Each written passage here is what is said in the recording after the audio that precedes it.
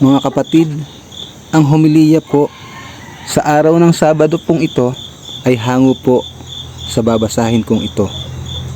Lucas Kapitulo 14, versikulo 1 at versikulo 7 hanggang 11.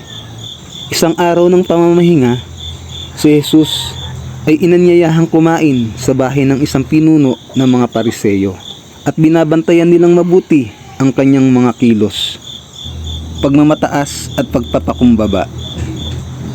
Napansin ni Jesus na ang pinipili ng mga panauhin ay ang mga upuang pandangal.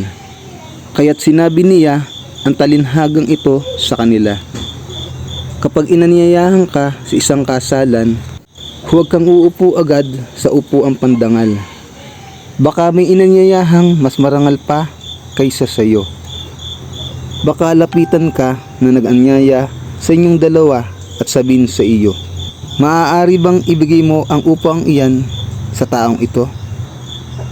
Sa gayon, mapapahiya ka at doon ka uupo sa pinakaabang upuan.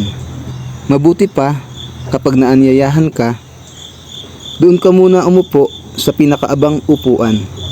Kapag lumapit sa iyo ang nag-anyaya at kanyang sinabi, kaibigan, dito ka sa kabisera, mapaparangalan ka sa harap ng lahat ng mga panauhin.